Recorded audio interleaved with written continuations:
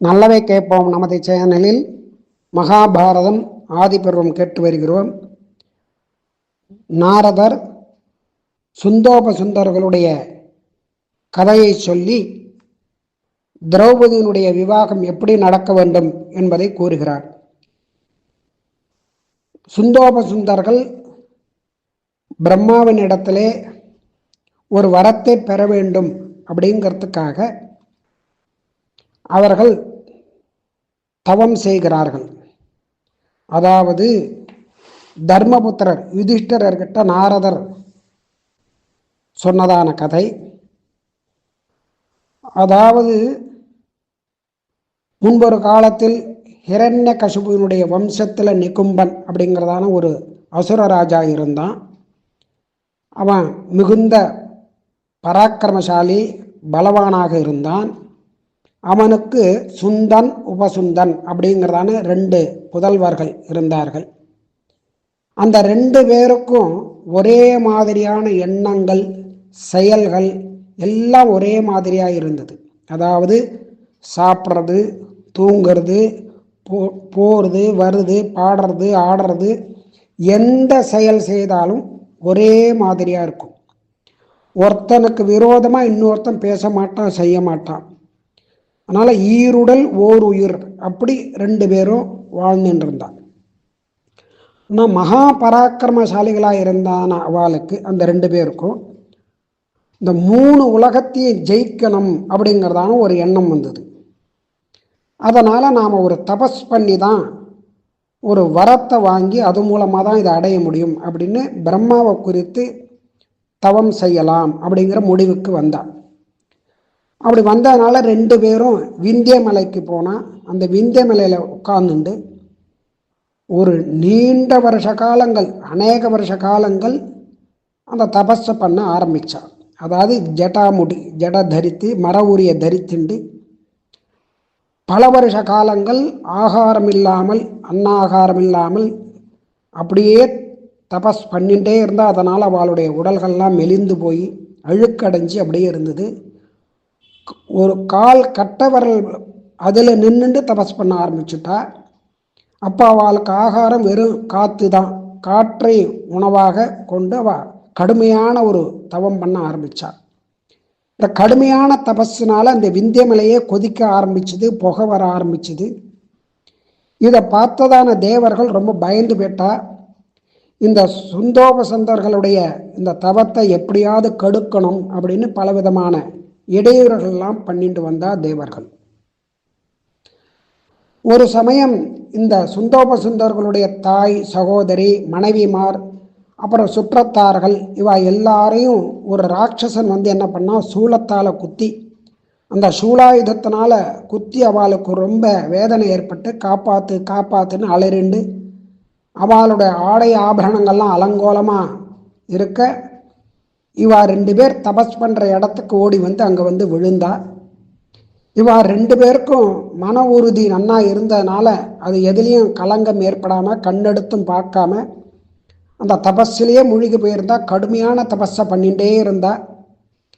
இப்படி வந்ததான ராட்சசர்கள் எல்லாருமே என்ன பண்ணா, அவளை அந்த குத்தி அவளுக்கு ரணத்தை ஏற்படுத்தி பார்த்தா. இவாளும் வந்தா, எல்லாரும் பார்த்தா எப்படியாவது அதை கெடுக்கணும் அப்படின்னு. அதனால் ஒன்றும் பண்ண முடியல, அவளும் மறைஞ்சு போயிட்டா. அப்புறம் பிரம்மதேவர் இவாளுக்கு பிரத்யட்சமானா. உங்களுக்கு என்ன வரம் வேணும் கேளுங்கன்னு கேட்குறார். அந்த சுந்தர் உபசுந்தர் 2 பேரும் கைகளை கூப்பிண்டு, ஏ பிரபுவே, எங்களுக்கு நீர் அனுக்கிரகம் பண்ணணும். எல்லா மாயை வித்தைகளிலும் அஸ்திர சஸ்திர வித்தைகளிலும் சிறந்தவர்களாக இருக்கணும். நினைத்தபடி நினைத்த இடத்திற்கு செல்லக்கூடியதான உருவங்களை எடுக்கக்கூடியவர்களாக இருக்கணும். மரணம் இல்லாதவர்களாக இருக்க வேண்டும். அப்படிப்பட்டதான வரத்தை நீங்கள் எங்களுக்கு அனுகிரகிக்க வேண்டும் அப்படின்னு கேட்குறார்.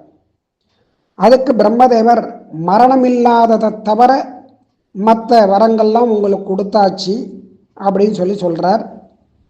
உலகத்தையும் நீங்கள் ஜெயிக்க முடியும் உங்களுடைய தபஸ் சக்தியினால் அப்படின்னு வரத்தை கொடுத்துட்றார்.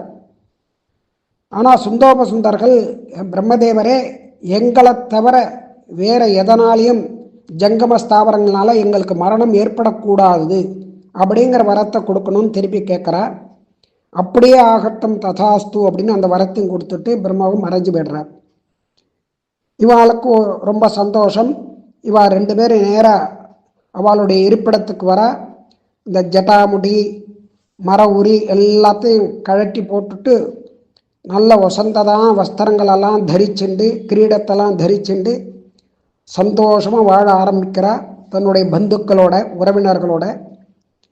எல்லாரும் இவாளை பார்த்து சந்தோஷப்படுறா. இவள் ராஜ்ய பரிபாலனம் பண்ணின்னு இருக்கா. சுக்லபக்ஷம் கிருஷ்ணபக்ஷம்னு சொல்லக்கூடியதான அந்த காலங்களில் இந்த சுக்லபக்ஷத்தில் வரக்கூடியதான சந்திரன் பிரகாசிக்கிற மாதிரி கிருஷ்ணபக்ஷத்திலும் பிரகாசிக்கணும்னு அந்த சந்திரனை அந்த மாதிரி பண்ணினா. எல்லா காலத்திலும் சந்திரன் பிரகாசமாக இருக்கணும்.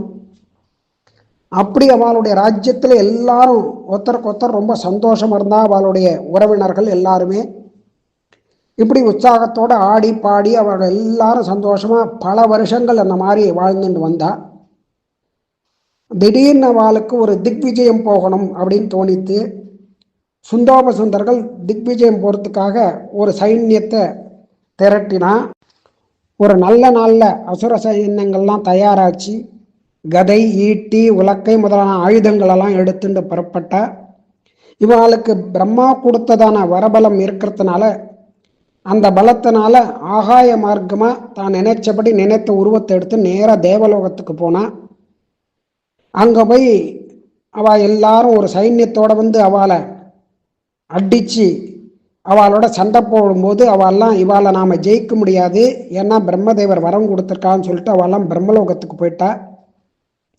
இந்திரலோகத்தை சுலபமாக அவள் ஜெயிச்சுட்டா. அங்கே இருக்கக்கூடியதான கிண்ணரக்ஷர்கள் கந்தர்வர்கள் அவள் எல்லாரையும் ஹிம்சை பண்ணா. தேவலோகத்திலேருந்து பாதாள லோகத்துக்கு போய் எங்கள் நாகலோகத்துக்கு போய் எல்லாரையும் ஜெயிச்சா. நாகலோகத்திலேருந்து பூலோகத்துக்கு வந்தா. பூமி முழுசையும் தனக்கு வசமாக்கிண்டா. இந்த பூலோகத்தில் வந்து எல்லா ராஜரிஷிகள்லாம் அஸ்வமேத யாகம் ராஜசூய யாகம் மகா யஜ்யம் இதெல்லாம் பண்ணிட்டு இருக்கா.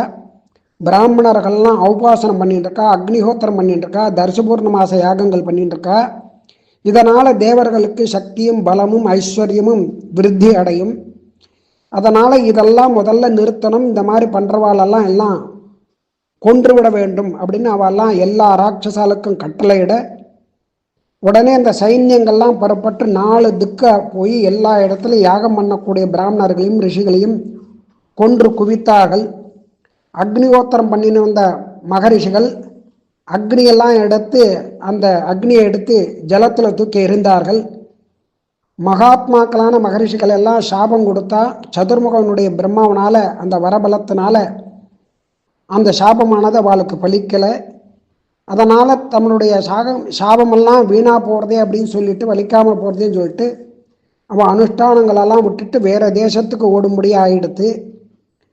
முனிவர்களுடைய பர்ணசாலைகள்லாம் இடிக்கப்பட்டு யஜ்ஞ பாத்திரங்கள் கமண்டலம் கட்டம் முதலான எல்லாமே உடைக்கப்பட்டு எல்லாம் நாசப்படுத்தப்பட்டது. இப்படி எல்லா திக்கிலையும் இருக்கக்கூடியதான எல்லா ரிஷிகள் ஆசிரமங்களும் சூறையாடப்பட்டது. மகரிஷிகள்லாம் யார் கண்ணிலையும் படாமல் ஓடி ஒளிஞ்சின்றா. ஓடி அந்த காட்டில் ஒளிஞ்சின்னு இருக்கக்கூடியதான ரிஷிகளை இவன் எந்த நேரத்தில் எப்படிப்பட்டதான உருவத்தையும் எடுத்துக்கலாம் அப்படின்னு இருக்கிறதுனால இவ மிருகங்களாகவும் விலங்குகளாகவும் பிராணிகளாகவும் உருவங்களை எடுத்துட்டு எங்கெங்கே மகரிஷிக்கோ அவளெல்லாம் கொன்று குவித்தா. மாயையினாலையும் இப்படி பல வடிவங்களை கொண்டு எல்லா ரிஷிகளையும் எல்லா யாக பூமியும் எல்லாத்தையும் இவ நாசம் பண்ணினா. அதனால் யாகம் பண்ணது நின்று போச்சு, வேதாத்தியனம் போச்சு. வேத சொல்லக்கூடியவர்கள் ஓதக்கூடியவர்கள் வேதத்தை ஓதுவதில்லை. ராஜாக்கள்லாம் நாசமானா, பிராமணெல்லாம் நாசமானா, எல்லாரும் கொண்டுட்டா இவா. பூமியில் எல்லாரும் பயந்துண்டு ரொம்ப பயந்துட்டு ஆஹாஹான்னு எல்லாருமே வந்து பயந்துட்டு இருந்தா வாழும்படி ஆகிடுத்து. அந்த மாதிரி எதுவுமே இல்லை, ஜனங்களுக்கு சந்தோஷமே இல்லை. அப்படிப்பட்டதான ஒரு சூழ்நிலை ஏற்பட்டது. சூரியன் சந்திரன் முதலான கிரகங்களும் சப்த ரிஷிகளும் அஸ்வினி முதலான நட்சத்திரங்களும் இவாளுக்கு பயந்துட்டு தான் அவளுடைய காரியங்களை பண்ணிட்டு வந்தா. இதனால் தேவர்களுக்கெல்லாம் ரொம்ப வருத்தம் ஏற்பட்டது. அதனால அசுரர்கள் 3 லோகத்தையும் ஜெயிச்சு அவளுடைய கைவசத்து கொண்டு வந்தா. அதன் பிற்பாடு குருக்ஷேத்திர வாசம் பண்ணணும் அப்படிங்கிறத ஒரு தீர்மானிச்சா அந்த அசுரர்கள், சுந்தோபசுந்தர்கள். அந்த குருக்ஷேத்திரத்துக்கு வரத்துக்கான, அங்கே வாசம் பண்ணுறதுக்கான ஏற்பாடுகள் எல்லாம் பண்ணினா. இப்படி தேவரிஷிகள், சித்தர்கள், கந்தர்வர்கள், யக்ஷர்கள் இவெல்லாம் ரொம்ப துக்கப்பட்டு பிரம்மலோகத்துக்கு போய் பிரம்மாவின் இடத்துல முறையிடுறா, இப்படி ரொம்ப கஷ்டம் ஏற்பட்டுத்து அப்படின்னு. அதுக்கு பிரம்மா என்ன பரிகாரம் பண்ணினார் அப்படிங்கிறத நாளை கேட்கலாம்.